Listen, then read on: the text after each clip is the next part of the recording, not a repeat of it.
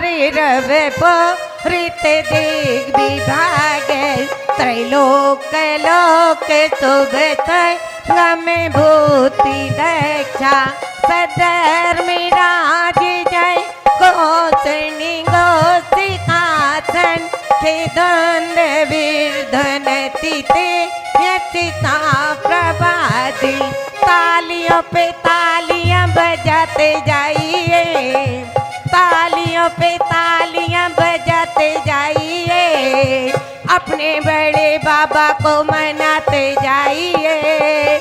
लंबे लंबे हाथों से तालियां बजाएंगे, लंबे लंबे हाथों से तालियां बजाएंगे, अपने पारस बाबा को दिल में बसाएंगे, अपने पारस बाबा को दिल में बसाएंगे, अपने महावीर को दिल में बसाएंगे, अपने छोटे बाबा को दिल में बसाएंगे। तालियों पे तालियां बजाते जाइए।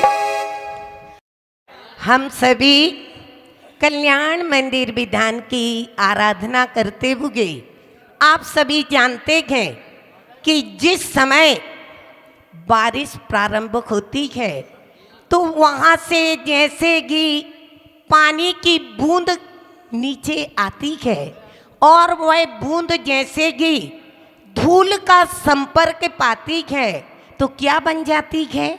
कीचड़ बन जाती है। और यदि पानी की बूंद यदि यहाँ पर नीम का वृक्ष लगा हुआ है उसमें यदि पड़ती है तो वही पानी की बूंद क्या बन जाती है? कड़वी हो जाती है। और आदिनाथ भगवान की आहार को याद करते हुए यदि श्रावक ने गन्ने के पेड़ लगा रखे हैं तो यदि वही बूंद गन्ने की जड़ पर पड़ती है तो क्या हो जाती है? मीठी हो जाती है। और ठंडी ठंडी हवा चल रही हो गर्मी के दिनों में और यदि सर्प बिल से निकल करके बाहर निकलता है और मुँह बाता है और वही बूंद उसी समय उसके मुँह में पड़ जाए तो क्या बन जाती है? विष बन जाती है। और स्वाति नक्षत्र की बेला को और वहाँ सीप पड़ी हुई हो और यदि बारिश की बूंद सीप के अंदर पड़ जाए तो क्या बन जाती है? मोती बन जाती है। और वृद्धों को ध्यान में रख करके चामुंडा राय की माता की तरह यदि किसी ने बाहर प्रतिमा विराजमान की है शुभ्र आकाश के नीचे तो यदि वही बूंद पानी की प्रतिमा पर पड़ती है तो क्या बन जाती है? गंधोतक बन जाती है। पानी अलग अलग था क्या? कहते कि नहीं, पानी तो एक ही था लेकिन जैसा जैसा समागम पाता है वैसा वैसा परिणत हो जाता है। ऐसे ही हम सब प्राणियों के चाहे वो स्त्री हो चाहे वो पुरुष हो चाहे वो जानवर हो चाहे कोई भी प्राणी हो सबके अंदर भी एक अटूट संपदा है। वो कौन सी संपदा है?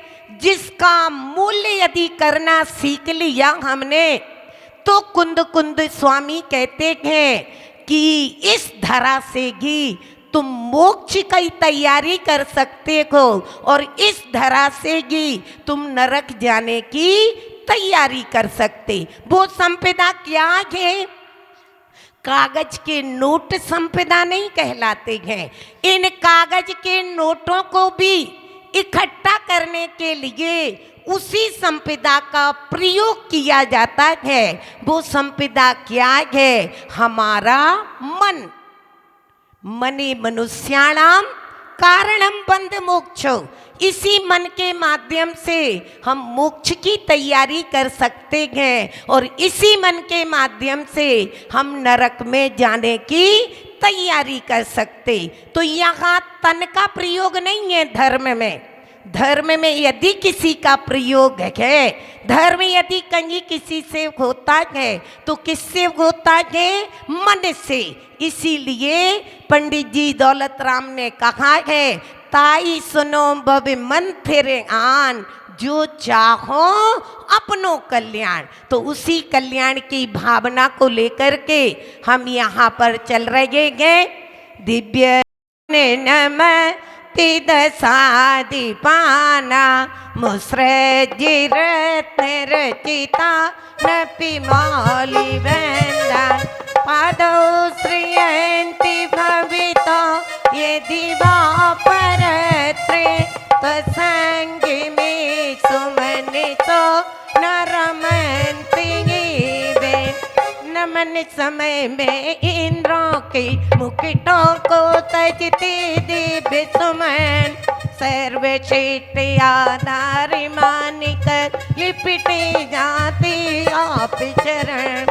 आप समागम को पा करके ना जाते विद्वान कहीं, पाद पद्म में तेरे रहकर करते गए कल्याण यही। ओम ह्रीं भक्ति जन वनपति राय, क्लीं बीजाक्षर सहिताय, पार्श्वनाथ जिनेन्द्राय, जलादि अर्घ्यं निर्विभामिते।